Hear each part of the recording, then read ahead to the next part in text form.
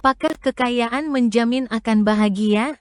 Kekayaan, harta, tidak secara otomatis akan menjamin kebahagiaan. Banyak orang kaya, hidupnya tidak tenang.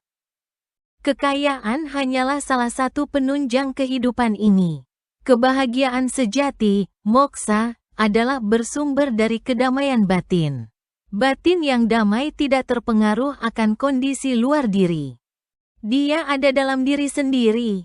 Ingat triguna, sifat dasar, ada dalam diri, perlu dikeseimbangkan. Sifat dasar itu mempengaruhi watak, perilaku, dan kepribadian setiap manusia. Cara penyeimbangan itu, salah satu dengan menerima secara ikhlas apapun yang harus diterima.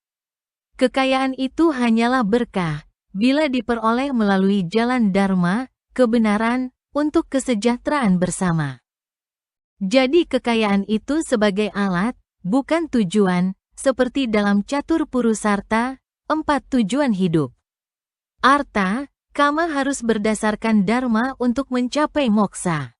Pengendalian triguna sangat penting untuk mengendalikan satripu, 6 musuh dalam diri, antara lain, keserakahan, ketamakan, kesombongan, dan lain-lain. Kebahagiaan ini juga tergantung pada tahapan kehidupan seseorang, misalnya hidup berumah tangga dengan vanaprastha atau pertapa maupun lainnya. Jadi kekayaan hanyalah salah satu unsur untuk mencapai kebahagiaan, jauh lebih penting kualitas spiritual dan kerelaan hati. Masa depan milik Tuhan. Kisah Wicitra Wirya putra Dewi Setiawati dengan Raja Sentanu dinobatkan menjadi Raja Astina pengganti ayahnya mendadak jatuh pingsan, muntah darah dan meninggal. Timbul kemarahan Bisma untuk menghancurkan Dewa Surya dengan anak panahnya. Disitulah terjadi dialog antar keduanya. Dewa Surya berkata, bahwa manusia hanya mengetahui masa lalu dan masa kini. Masa depan milik pencipta, lalu Dewa Surya menghilang.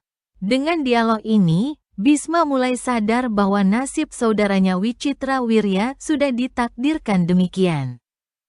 Di samping itu Bisma juga ingat kisah dirinya sendiri dengan Dewi hamba yang memaksa untuk menikahinya. Bisma saat itu bersumpah untuk tidak menikah, tetapi karena sudah memegang tangannya, itu harus menjadi suaminya. Dilema ini menyadarinya, lalu menyuruh Dewi hamba mencari gurunya Ersi Durwasa untuk penyelesaian masalah itu. Akhirnya Dewi hamba menemui Ersi Durwasa, setelah ketemu, tanpa memberi jawaban apapun. Jadi Bisma pun tidak mampu menebak masa depan dirinya, dan selalu fokus pada saat ini. Masa lalu sudah lewat, hanya sebagai pelajaran. Hidup yang mengalir, kita mengetahui sifat air itu fleksibel, bisa berada dalam segala tempatnya, dan selalu mengalir ke tempat yang rendah. Jika terhalang oleh sesuatu dia sendiri mencari jalannya sendiri. Itulah hukum karma dan vairakya, ketidakterikatan.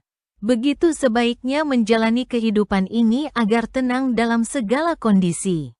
Bertindak selalu berdasarkan dharma, tanpa menjadi budak atas hasilnya, karma yoga.